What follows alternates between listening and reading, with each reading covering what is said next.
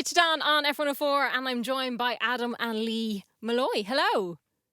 Hey, how's it going, Louise? Thank you so much for joining me. So you're going to be releasing a book, Better Than Before. Tell me, where did this begin for you guys? Yeah, absolutely. I'll take the lead on this one, Adam, if that's all right with you. Go ahead, Limo. Cool. So basically myself and Adam were recently on a trip to Puerto Rico towards the end of June. And as you do, you have a couple of drinks and you sit beside the pool and you start talking philosophies and life and all sorts of stuff. And basically we were talking about the idea of freedom and rules, and how in general people tend to associate rules with like anti-freedom. Like you can't have rules and be free. But we are kind of looking at it from a different perspective, in the sense of actually with the right rules and the right intentions, they can give you some sort of structure to create that freedom or that kind of life that you want to live.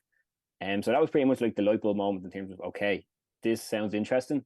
How can we figure out a way to make this more digestible or to make it more practical? And that was pretty much the intention of the book, to try find these rules that we've used and continue to use in our life and put them down into some sort of short form, digestible content that anybody can just pick up, read, and hopefully implement into their lives. I was actually going to ask you that. Is it rules that you guys have, as you said, used yourself, or was it something that you were kind of thinking about going, these are rules we should be implementing ourselves? Yeah, it's a great question. It was kind of a mix from my perspective anyway. It was more like we didn't know they were the rules until we reflected on what we actually done. Yeah. And then we were able to sort of categorize them into different elements. Like, to give you a quick rundown of the rules. So rule number 1 essentially is based around the idea of vision, or having a clear vision. Rule number 2 is the idea of commitment.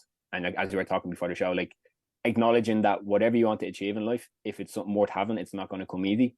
And going into anything with your eyes wide open. The third rule then is picking your battles. You know, we live in a noisy world where there's lots of distractions and lots of things happening. And if you're not so sure of where exactly you want to go, it can be easy to get caught up in the noise and to spend a lot of time doing stuff that isn't so useful.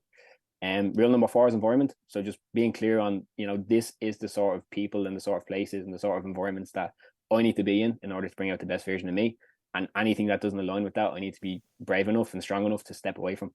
And then the 5th rule is the idea of focusing on the process rather than the outcomes. So not just saying, I'll be happy when I lose 20 kilos or when I get this great job or when I finish college. It's more about creating a lifestyle where, yes, you have this great end goal you're working towards, but you're also enjoying the journey every step of the way. And you're acknowledging that, life is the process, life isn't the outcome. And if you're not enjoying the journey, you probably won't enjoy the destination. Does it matter where you start with the rules? I think, yeah, it does. Like Lee said, we made the rules from reflection and going back on trial and errors we've gone through, and more errors than anything else. And like everybody kind of gone wrong in the past, for sure. And I think for this, I think it has to start with rule number 1 and having a vision. Because if you don't have a vision of where you want to go or who you want to be or anything else, you're kind of just flapping about in the wind, hoping you'll land somewhere without actually knowing where you're moving towards. And we use some stories in the book to kind of get that point across, and different analogies. And some of them are common, like you might have heard the idea of climbing up a ladder that's against the wrong wall, right? Or driving in the wrong direction and hoping you land at the destination you want to get to, etc. So that's why we wanted to kick it off with rule number 1, feeling like you need to have a vision. You need to know where you want to go, who you want to be, what you want life to look like. Because if you don't have that clear in your own mind, it's going to be very difficult then to fully commit to it, number 1, to set your environment up to help you be successful with it, secondly, and then beyond that, to commit to that process. Because no matter what direction you're trying to go in or what you want to achieve, it's going to be hard. There's going to be ups and downs. There's going to be moments where you feel like, forget about this, I'm going back to doing what I was before, where it feels like it's never going to work and I can't do it, etc.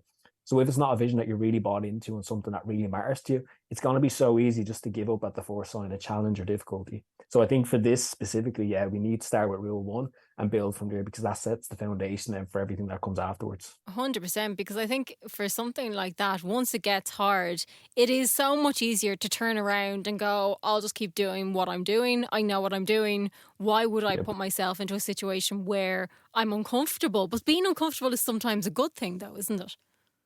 Oh, 100%, 100%. And I know Lee said we set the idea of rules because rules kind of are associated with school and difficulty, and nobody likes rules. We don't want rules, etc. What we want is freedom, and I think everyone underneath all your real desires just want that ability to feel free, whether it's financially free or just free to express myself and be who I truly am, or to go after stuff I really want in life.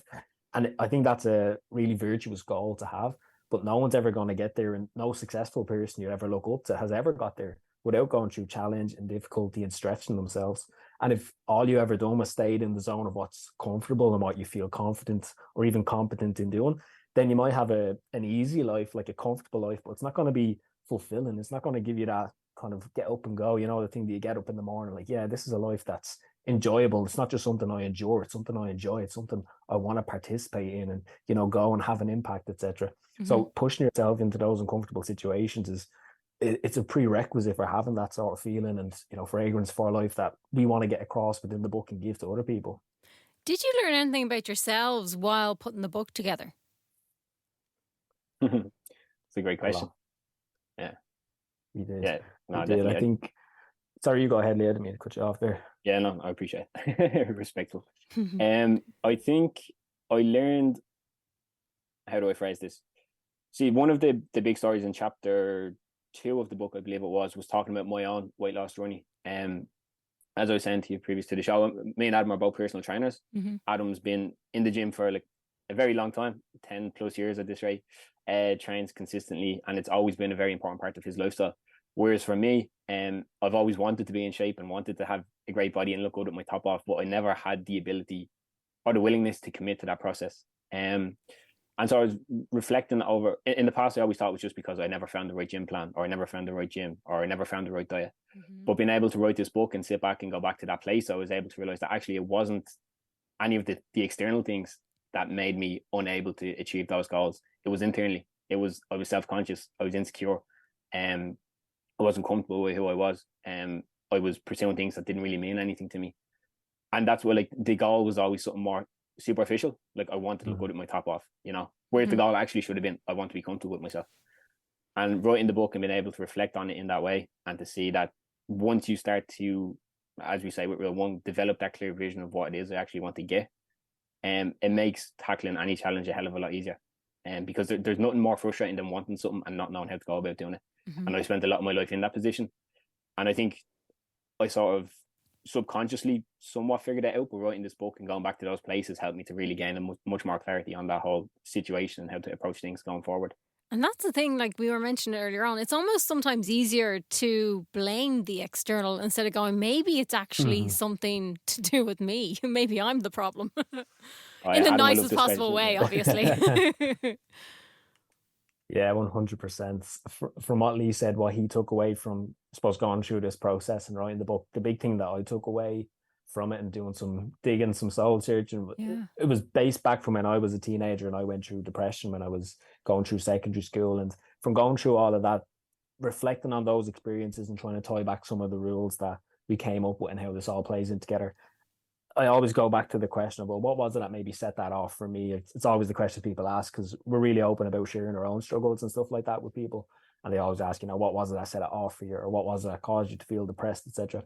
And at the time, I could never really put my finger on what is it exactly that caused it. There was no big event, nothing major happened.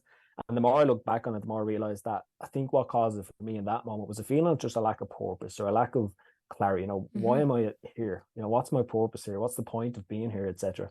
And as we were going through the book and writing this, the big thing that kept coming out was the element of what you said, Louise, personal responsibility and taking ownership for actually saying, you know what, I can be what I want to be. I can create this vision for myself. I don't have to go down the path that everyone else goes down. I don't have to just fit myself into a little box that society says is acceptable or that I think is acceptable from what I've seen growing up or from what parents have done or, uncles have done, etc.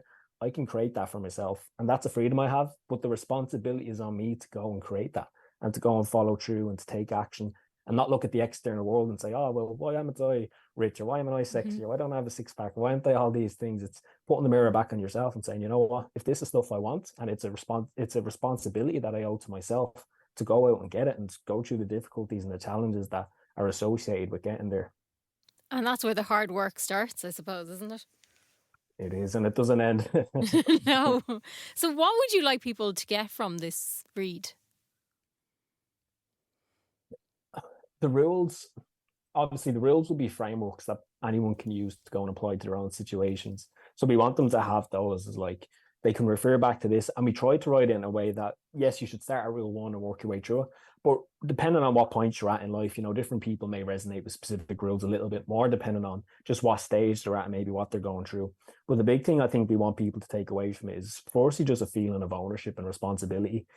that life is mine. I can go and create this no matter what situation I'm in right now, whether I feel it's fair or unfair or just or unjust.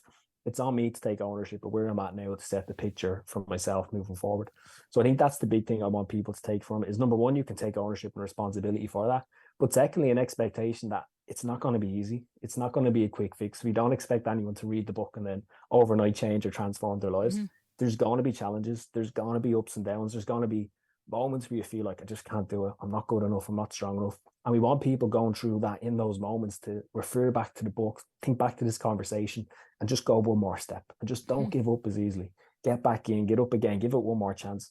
Because oftentimes they say like the brightest mornings follow the darkest nights and stuff like that. You know, it's just at that tipping point where people tend to give up or throw in the towel and quit. It's just one step beyond that where the big transformations happen. And that's really what we wanted to try to get across in the book is no matter where you're at, just don't give up and keep going. When can people read this book? Yeah, so the book should be available on Amazon, fingers crossed, in the next 5 to 7 working days. Excellent. Bar any technical glitches. But definitely Jeff Bezos is just reading at the moment and then Bezos has to give his approval. But yeah, definitely within the next 2 weeks, we expect it should be available across all Amazon.co.uk.coms, wherever you are in the world. Excellent. So that's better than before. And how can people keep up to date with what you guys are doing? Yeah, so we're most active on Instagram. You can follow us there at Molloy Twins Fitness. On Twitter as well, we post quite a lot at Molloy Twins. And then our email address, if anybody ever wants to reach out, is info@molloytwins.com. Or info@molloytwinsfitness.com. Excellent. Adam and Lee, thank you so much for chatting to us. No, thank you, Louise. It's been a pleasure.